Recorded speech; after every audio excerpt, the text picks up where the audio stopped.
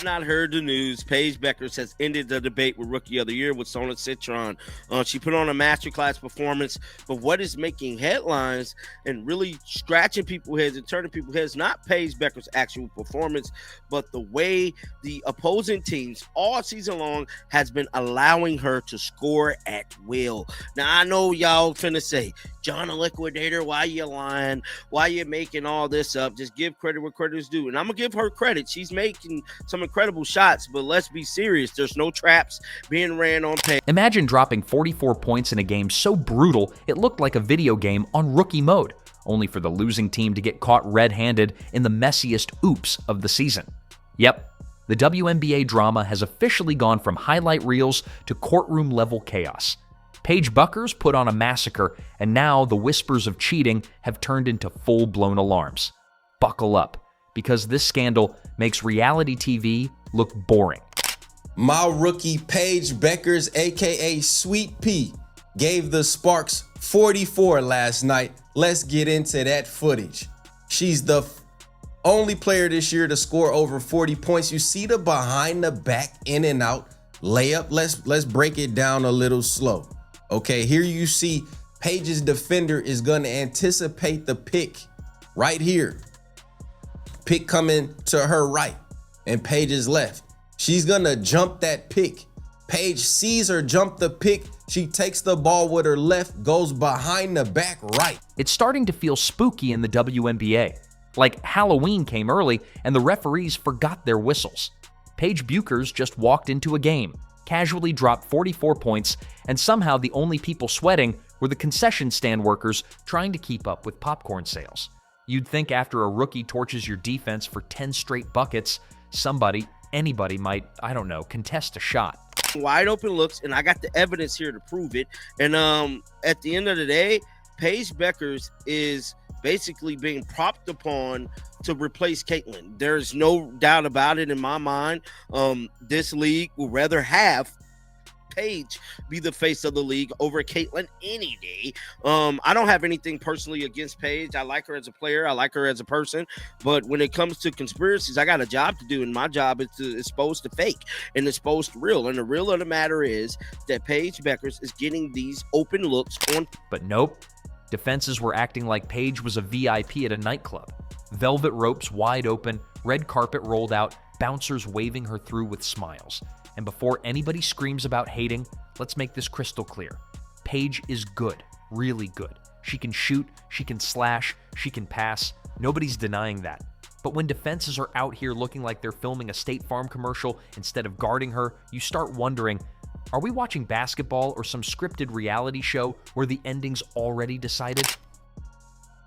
Eh bien, nous allons parler de quelque chose qui, une fois de plus, est fortement imprégné de l'agenda de la WNBA. Et qu'est-ce que c'est, vous demandez-vous peut-être? Eh bien, c'est l'escalade, l'élévation d'une certaine Paige Bueckers. Oh, elle est meilleure que Caitlin. Let's not pretend this is normal. 44 points isn't just an accident, it's a massacre. A massacre where the other side brought water guns to a nuclear war. And yet, instead of people asking why defenders are stuck on pause mode like a broken video game, everyone's busy handing Paige Rookie of the Year as if the trophy was reserved months in advance. Sonia Citron? Yeah, thanks for playing. You're just the side character in this Paige Bueckers highlight reel the league has on repeat. The only player in WNBA history to score 44 points in a single game. Rookie to score 44 in a single game. Now you see her on the block with a Michael Jordan, Kobe type of fadeaway. And one. Quit playing with my youngin' right there. Now you see her on the block. She working her way down to that block. She spinning pivot out the other way. Now she getting a little contact. Okay, the contact is cool. I'm gonna go up and under you. Okay, no, you still got some good defense on me. All right, well, let's just see, can you defend this? But here's the thing. The headlines weren't about Paige's actual dominance. No, the real story had folks scratching their heads harder than a confused cat watching a magic trick. People noticed how suspiciously easy it was. We're talking wide open looks, free drives, uncontested jumpers. It was like the defenders were auditioning for a background role in Space Jam. Nobody even bothered to step in front of her. Double team? Non-existent? Trap? Never heard of it. Help defense? Packed up and went on vacation. You'd think after the first 10 points, coaches would scream, "Guard her like your rent depends on it." But apparently, in this bizarro WNBA universe, the defensive strategy was, let's just see what happens if she drops 40. Spoiler alert, what happens is exactly what you think. Paige looking like Michael Jordan at a YMCA scrimmage. And the conspiracy crowd? Oh, they're eating this up. Some are already saying Paige is being propped up as the next face of the league, carefully ushered into the spotlight to replace Caitlin Clark as the golden child. And you know what? Watching that game, it's hard not to wonder. Because Caitlin never, let me repeat, never, got this kind of breathing room. She couldn't sneeze without two defenders trapping her.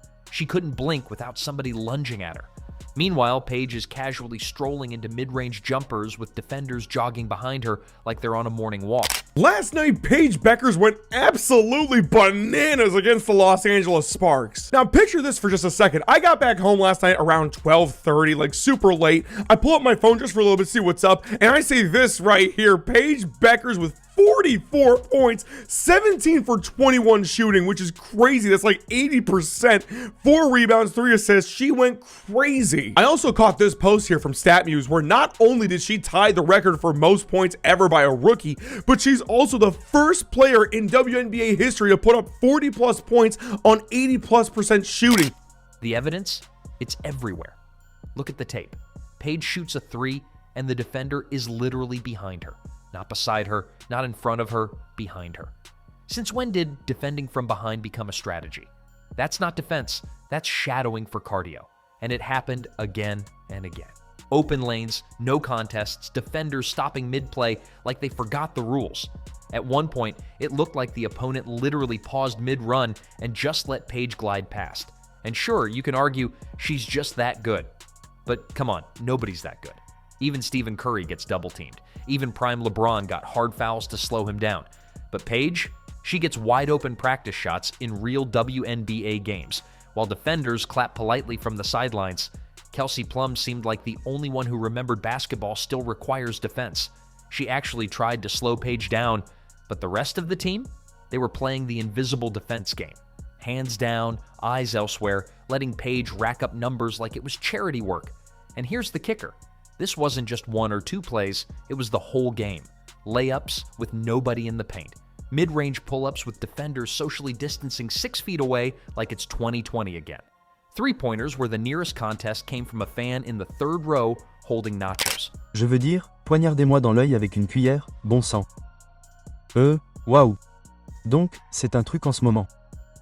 Hier soir, Paige Bueckers a marqué 44 points. Et nous allons regarder une vidéo qui décortique et expose une grande partie de cette merde. Laissez-moi vous dire qu'elle expose beaucoup de choses concernant le traitement de faveur dont bénéficie Paige Bueckers sur le terrain. Elle a perdu le match d'hier soir. Et je ne parle même pas d'une vidéo qui expose la situation d'hier soir. C'est juste une vidéo qui expose beaucoup de sifflets spéciaux, de traitements spéciaux qu'elle reçoit, etc. You can call it lazy defense. You can call it incompetence. But when it keeps happening over and over, it starts looking less like coincidence and more like choreography.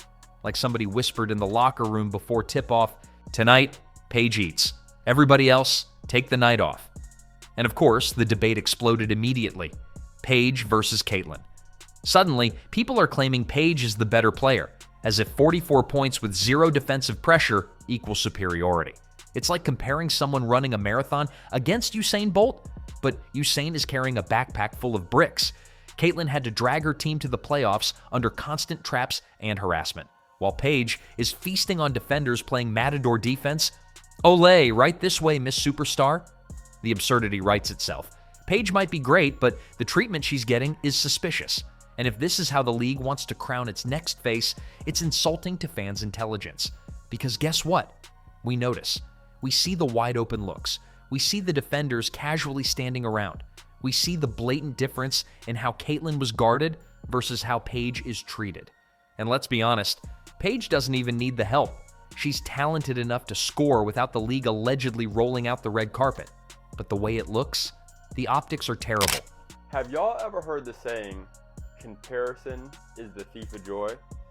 Because every time I see Paige have a good game now, the only thing I see on social media is Paige is really who we thought you-know-who was. And the you-know-who is referring to Caitlin Clark. Now, the reason this bugs me is, one, is that it diminishes Paige, right?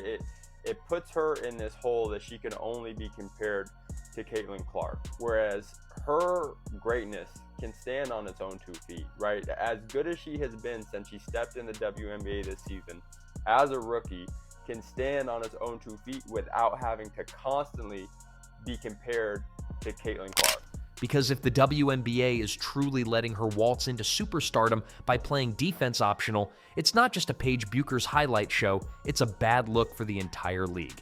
And don't even get me started on the playoff picture. Caitlin dragged her team into the postseason with every defense in America gunning for her.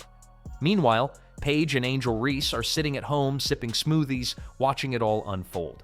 Yet somehow, the narrative is still, Paige is the one. A rookie drops 44, but instead of celebrating, we're side-eyeing the entire game like a bad reality show plot twist. Because in the WNBA right now, it feels less like competition and more like manufactured drama. And honestly, that might be the scariest part. So let's break down the receipts, because if this game was a courtroom case, the evidence pile would already have the jury yawning. Exhibit A, the three-pointer where the defender is jogging behind Paige like she's late for a brunch reservation. Paige pulls up, smooth as butter, defender still trying to figure out how physics works when you're 2 steps behind. Not a hand up, not a contest, just a free jumper that even middle school coaches would scream about. If I was Paige, I would be in that locker room lighting people up. Ain't no way I put up 44 points and we still lost by 1. And the reason we lost by 1 is because there was no help side. And then, watched her go to the basket. Oh, that would send me through the roof. She a better team player than I am, because, boy, I will be lighting everybody up. I'll be sitting in the locker room calling everybody out by name, telling you what you didn't do, where you... Exhibit B, the wide open lane. And when I say wide open, I mean you could drive a bus through that gap and still have room for the marching band. Paige strolls to the rim, lays it in, and the defender literally stops running. Stops. Like the Wi-Fi went out and her controller disconnected. You can't convince me that's just bad defense. That's suspiciously convenient. Exhibit C, no traps. 0, nada, zip. The strategy seemed to be stand near Paige, but not too close, or she might actually feel pressured. Remember how Caitlin Clark was double-teamed the second she crossed half court? How entire defenses were dedicated to making her life miserable? Yeah, none of that existed here. Oh my goodness, Paige is unstoppable. Well, yeah, she's unstoppable when the defense is doing cosplay as cardboard cutouts. Let's be real, if you or I were left that open, we'd probably get a couple buckets too. Not 44, but hey, at least 5. Now, let's talk about the bigger picture, because this isn't just about one game, it's about the way the league seems to be steering the narrative. All right, is y'all capping at me, or did Paige basically score 50? Did Paige just go for 50? Tell me y'all capping. Tell me y'all capping right now. There's no way she went for 50. I know it's 44, but I'm basically saying 50. She was 6 points away from it. She was 6 points away. Bro, she was 6 points away from 50. 44 ball? That's how you feeling, Paige? Just go ahead and hand her the Rookie of the Year trophy already. Let's go ahead and do that, all right? Thank you. For months, Caitlin Clark was the undeniable face. Packed arenas, record-breaking ratings, dragging her team to the playoffs with sheer willpower and 3 defenders hanging off her shoulders. But now, suddenly, Paige is getting the full Cinderella treatment. And conveniently, it's happening right when the league could use a new shiny poster girl. You don't have to be a conspiracy theorist to notice the patterns. Paige is marketable, Paige is talented, Paige fits the safe narrative. So what better way to elevate her than by letting her put on a 44-point clinic with defenders that might as well have been holding the door open? It's the perfect highlight reel. Look at Paige dominating, while fans who actually watch the game are squinting like, wait a second, is nobody else seeing this? And this is where it gets hilarious, because while Paige is being gifted wide open looks, Angel Reese is out here struggling, eliminated from the playoffs again, Caitlyn, meanwhile, dragged her team across the finish line like a parent carrying their kid out of Disneyland after a 12-hour day. Yet somehow, the Paige propaganda machine is louder than a marching band. Let's not pretend we haven't seen this before. Sports leagues love to manufacture stars. The NBA did it. The NFL did it. Heck, even WWE does it. And at this point, the WNBA feels dangerously close to borrowing storylines. Paige as the chosen one, Caitlyn as the rival, Angel as the scrappy sidekick who never quite makes it. It's practically writing itself. The only thing missing is a steel chair and an entrance theme. All the talk. She heard all the Paige isn't Rookie of the Year, Paige can't carry, Paige doesn't, Paige is just consistently losing. And by the way, they lost this game. They did not lose this game because of Paige. Like, again, look, I don't hate the last possession. I don't hate, like, that, like, I don't really necessarily hate Paige, not going for it. But yeah, it doesn't really matter at this stage. It doesn't really matter. Like, everyone's going to be in my ear being like, oh, you're a Paige hater, you're a Paige hater. I was like, yes, I am a Paige hater. And my reason for being a Paige hater is I think Paige Bueckers can be the best guard. And the fans? Oh, they're divided like a Thanksgiving family dinner. Half are chanting Paige's name, insisting she's already better than Caitlyn. The other half are facepalming so hard they're leaving dents in their foreheads. Because anyone with eyes can see the difference in treatment. Caitlyn had defenses breathing down her neck every possession, while Paige is getting the after you, ma'am treatment on every drive. Imagine being Caitlyn for a second. You're out here battling triple teams, getting knocked to the floor, carrying your franchise into the playoffs, and then watching Paige rack up 44 like she's in a charity exhibition game. And she's still at home watching Caitlyn play postseason basketball. But hey, why let facts ruin a good storyline? Now let's rewind and really emphasize this point. Paige is not a bad player. In fact, she's incredibly skilled. She has great court vision, a killer mid-range, and the confidence to take over games. Nobody is denying that. What we're questioning is why defenses are treating her like a charity case, why she's allowed to run free while other rookies, especially Caitlyn, are hounded like fugitives. We're also acting like Caitlin Clark has not been injured for this entire season, right? And to act like and use Paige being successful this season as some sort of demerit to Caitlyn, as if she's not nasty when she's on the court, is just ludicrous, for lack of a better term. It doesn't make any sense. Paige is great in her own right, and she will be and continue to be one of the best players in the WNBA for years to come. And maybe, just maybe, it's because the league wants Paige to shine. Maybe they see her as the safer bet, the face they'd prefer to plaster on billboards and commercials. It's not about her talent, it's about optics. And if that's true, then what we're watching isn't just basketball, it's theater. And not even good theater, more like low-budget daytime soap opera theater. The thing about conspiracies is that they don't need to be true for people to believe them. They just need to feel possible. And when you watch Paige's highlights from that game, it doesn't just feel possible, it feels obvious. Like, if you're going to rig the show, at least make it subtle. Throw in a double team or two. Pretend you're trying. But no, the defenders looked like they were allergic to guarding her. Maybe they got a memo. Don't touch Paige, she's delicate, let her cook. And let's not forget, Paige isn't even known as a three-point sniper. She's a mid-range killer, a crafty scorer. But in that game, it was like the defense gave her the keys to every zone on the court. Layups? Go ahead. Pull-ups? All yours. Open threes? Don't mind us, we'll stand over here and tie our shoelaces. 44 points. Paige Bueckers scored 44 points in a single game in her rookie season. She just beat Candace Parker's record, and that's the most points scored by anybody in a single game in the whole season, with an 81% field goal percentage. Are you kidding me? If she's not your Rookie of the Year, I don't know what you guys are thinking.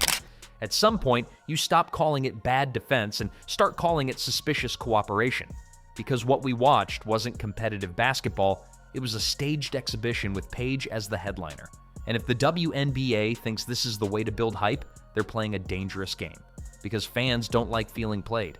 The irony is delicious though, because even with all the help, even with all the hype, Paige still isn't the one carrying her team into the playoffs. the same Caitlyn who's been hounded, trapped, and bodied all season long. Not long ago, Caitlyn was the league's darling, the ratings queen, the attendance booster, the reason casual fans were tuning in. Imagine being Caitlyn, doing all the dirty work, carrying all the pressure, only to watch Paige get praised for layups where defenders literally waved her through like traffic cops. That's the kind of irony that deserves its own Netflix special. And let's not gloss over the fact that Paige's team is done. Unbelievable. Unbe-effing-lievable. Shout out Paige Bueckers for winning Rookie of the Year. Look, I thought Sonia Citron had overtaken her. The only way Sonia Citron even gets back in the conversation is if the Mystics make the playoffs. And had the Mystics beat the Sun, we're in a different conversation here. We're in a very different conversation here. But I'm sorry, awards, Rookie of the Year, MVPs, they're about moments as much as anything. Look, like we all remember Michael Carter-Williams winning a Rookie of the Year because of essentially... Let's paint the picture one more time.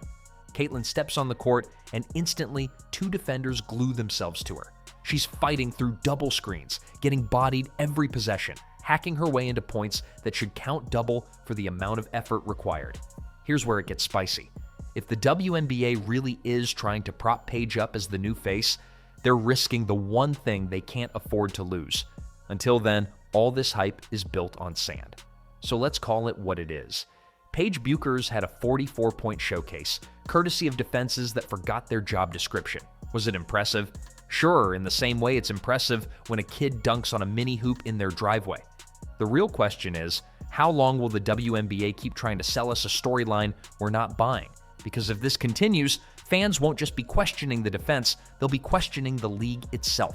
And once that trust is gone, no amount of red carpet scoring nights can bring it back.